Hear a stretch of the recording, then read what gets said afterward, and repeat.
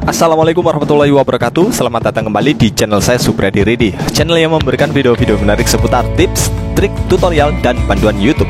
Nah, gimana kabar kalian semuanya? Yang pastinya aku doakan semua baik-baik saja. Di video kali ini aku akan share ke kalian semuanya, inilah beberapa cara untuk menghindari copyright strike di YouTube.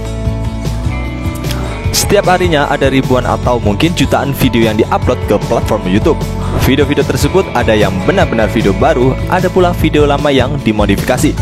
Video baru tentunya tidak akan menimbulkan masalah seputar plagiasi atau yang kalau dalam YouTube dikenal istilah YouTube copyright strike. Lalu bagaimana dengan video modifikasi lama?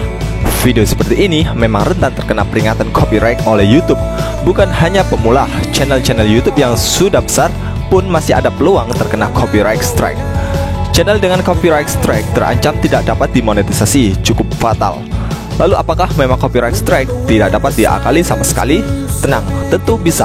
Para pendahulu kita telah memberikan beberapa tips untuk menghindari terkena peringatan copyright. Nah, apa sajakah itu? Di bawah ini list rangkuman selengkapnya.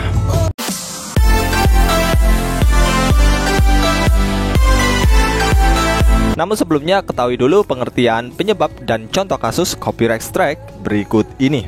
Nah, tidak originalnya video secara garis besar disebabkan oleh dua hal, yaitu menggunakan lagu berhak cipta atau jika video tersebut merupakan re-upload dari video berhak cipta. Jika sudah seperti ini, video kamu terancam tidak mendapatkan monetisasi dari YouTube. Apa itu monetisasi? Monetisasi adalah cara yang digunakan Google untuk para publishernya mendapatkan penghasilan dengan cara menghubungkan akun channel YouTube dengan akun Google AdSense untuk mendapat tayangan iklan. Siapa yang dapat memvonis jika video kamu melanggar hak cipta? Jelas tentunya YouTube sendiri dengan pertimbangan aduan dari pemilik video asli yang telah melengkapi berkas resmi dan valid. Ya, bagaimanapun YouTube pasti tunduk dengan undang-undang hak cipta. Ini juga salah satu upaya YouTube untuk melindungi keotentikan sebuah karya. Inti sebenarnya adalah berhenti mengeluh tentang ketentuan pelanggaran hak cipta YouTube. Jika kamu sudah mahir mengakali konten, dijamin ini bukan masalah lagi. Contoh kasus copyright strike di YouTube seperti sudah disinggung di atas, bahwasanya secara umum penyebab video terkena peringatan pelanggaran hak cipta ada dua, yaitu menggunakan lagu berhak cipta atau jika video tersebut merupakan re-upload dari video berhak cipta. Contoh kasusnya seperti ini. Pertama, si A adalah seorang vlogger yang suka mengupload kegiatannya sehari-hari. Salah satunya saat akan makan di sebuah resto terkenal. Nah, karena suasananya sangat ramai sehingga kurang bagus jika dimasukkan ke dalam video, maka si A tersebut menggantinya dengan backsound milik Maroon 5 dengan judul Sugar. Kegiatan seperti ini bisa menyebabkan si A terkena peringatan copyright karena seharusnya yang dapat mendistribusikan lagu tersebut hanya perusahaan rekaman lagu Sugar saja. Merekam video dari televisi maupun bioskop melanggar undang-undang hak cipta. Kasus kedua, misalkan saat kamu menonton berita tentang pembegalan. Berita ini menurut kamu bisa menjadi viral sehingga menaikkan rating YouTube channel kamu. Lalu video tersebut kamu upload dalam channel kamu. Jika di sisi stasiun berita menemukannya dan tidak terima video mereka kamu comot, mereka akan melaporkanmu ke YouTube dan dihapuslah video tersebut secara paksa dari channel kamu. Cara menghindari copyright di YouTube dengan mudah. Ada berbagai cara untuk menghindari terkena copyright YouTube. Kamu bisa mengambil salah satu atau mengkombinasikannya. Berkreasilah, jangan re-upload video milik orang lain. Proses kreatif pembuatan video. Cara paling sportif dan seharusnya menjadi mental seluruh para YouTubers adalah untuk dapat berkreasi dan mengakali sebaik-baiknya potensi dalam diri mereka. Kegiatan pencomotan karya atau plagiasi selain tidak terpuji juga akan mematikan potensi diri kamu sendiri. Kamu dapat membuat video aransemen, animasi kreatif atau tutorial. Selain itu, bisa juga dengan merekam adegan konyol, lucu, ataupun aneh di lingkungan sekitarmu dengan handphone lalu diupload. Namun jika dalam video kamu harus ada bagian dari video mereka, setidaknya kamu harus menyelipkan dengan presentase yang lebih kecil, bukannya secara keseluruhan. Percayalah, video buatan sendiri akan memberikan efek kepuasan batin. Di lain sisi, nilai sebuah karya tidak hanya terletak dalam nominal uang yang didapatkannya. Gunakan video dengan label License Creative Commons. License Creative Commons pada YouTube mungkin ada yang belum tahu. Seperti ini cara mencari video Creative Commons. Masuk platform YouTube, masukkan kata kunci dalam pencarian, misal video mukbang atau video musik. Lalu kalau sudah tekan enter, maka video yang kamu cari akan muncul. Klik filters dan pilih Creative Commons. Nah, ini tambahan tentang apa sih license Creative Commons? Creative Commons atau sering kita sebut CC dan merupakan sebuah lisensi yang diberikan oleh YouTube kepada publisher serta bersifat universal. Intinya izin dari pemilik video asli kepada semua pemilik channel YouTube untuk menggunakan video mereka menjadi konten. Nah, kamu bisa menggunakan video ini untuk video kamu, namun akan lebih aman dan penghormatan kepada pemilik video. Kamu bisa mengedit ulang video tersebut dan memberikan link video asli dalam deskripsi. Pilihlah audio atau musik non-copyright, hampir sama dengan cara menghindari copyright YouTube menggunakan video license Creative Commons. Namun satu ini dalam segi audio atau musik latar belakangnya, jika Anda membuat video YouTube dan ingin menambahkan audio atau musik, maka banyak sekali musik yang dapat kita gunakan secara gratis. Beberapa audio library yang banyak digunakan oleh YouTuber adalah YouTube Audio Library dan NCS atau Non-Copyright Song.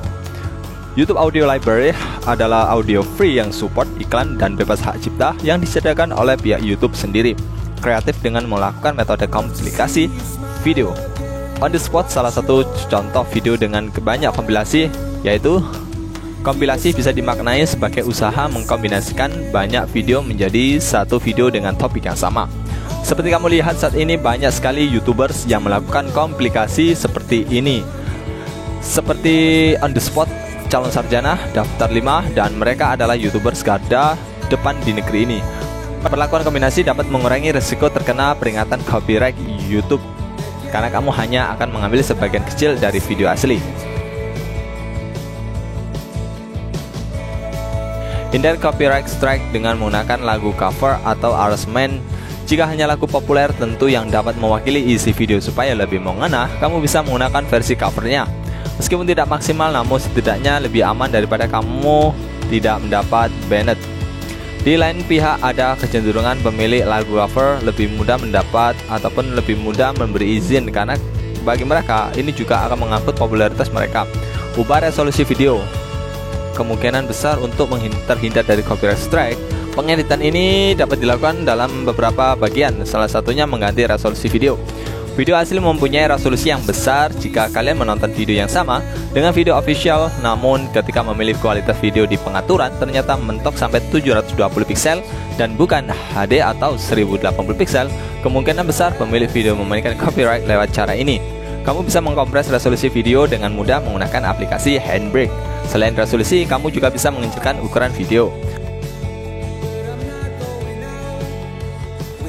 Menambahkan frame pada video. Upaya pengeditan sebagai cara menghindari copyright strike YouTube selanjutnya adalah dengan memberi frame atau bingkai pada video. Agar lebih sedap dipandang, pastikan frame dan videonya sinkron sehingga tidak sakit di mata. Atau coba hindari pengeditan berlebihan yang terkesan tidak profesional. Frame pada video yang dapat dibuat di banyak aplikasi semisal Adobe Premiere dan Photoshop. Nah, kamu harus belajar menggunakannya. Setidaknya kedua aplikasi ini karena gunanya sangat banyak.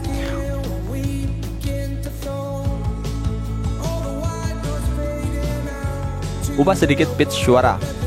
Mengubah pitch suara pada video YouTube, perubahan dilakukan sekecil mungkin dengan mempertimbangkan kenyamanan pendengar. Hal ini karena pasti tidak akan nyaman mendengarkan suara idola kita.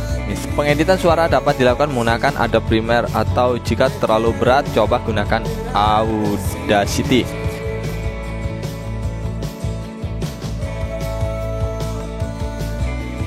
Penambahan intro dan outro. Intro adalah musik pembukaan pada video YouTube. Sebaliknya, outro berarti musik tambahan pada akhir video. Biasanya kalau dalam artikel sebut saja pembukaan dan penutupan. Nah, kamu pasti mulai paham pembukaan dan penutupan yang kamu sisipkan harus pas. Jangan terlalu pendek atau terlalu panjang, standar 10-15 detik saja. Mengapa? Karena jika terlalu cepat pemirsa akan bingung dan jika terlalu panjang pembaca bosan. Biasanya isi daripada intro atau salam sapaan kepada pemirsa setia dan gambaran umum isi video, sedangkan isi outro adalah kesimpulan dari video, ajakan like, subscribe, dan reminder untuk penantian video selanjutnya. Ingat, jangan sampai salah menentukan intro karena intro adalah 10 detik pertama yang akan menentukan segalanya. Dalam hal ini keputusan untuk menonton videomu secara keseluruhan.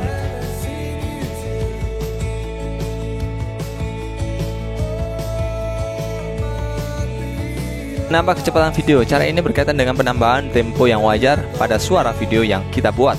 Meningkatkan suara adalah salah satu cara yang dapat kamu lakukan untuk menghindari klaim hak cipta. Kamu bisa membuat video menjadi nightcore dengan cara meningkatkan kecepatan suaranya sebesar 20% sampai 30% lebih cepat dari suara aslinya. Sebagai catatan, cara ini hanya dapat dilakukan bila kamu hanya mengupload video lagu saja. Akibat-akibat yang mungkin timbul jika kamu terkena YouTube strike. Nah, akibat yang timbul jika melakukan pelanggaran copyright pada YouTube, video di mute, maksudnya video dalam channel kamu tetap ada, namun suara atau audio yang melanggar hak cipta dihilangkan. Sanksi jenis ini masih termasuk ringan, video diblokir. Ini sanksi terberat ya. Bahkan sangat berat jika channel YouTube kamu sudah besar dan merupakan sumber penghasilan utama kamu. Hal ini karena video akan diblokir secara permanen di negara tertentu atau seluruh dunia. Bahkan bisa berimbas kepada penghentian channel YouTube atau channel suspended.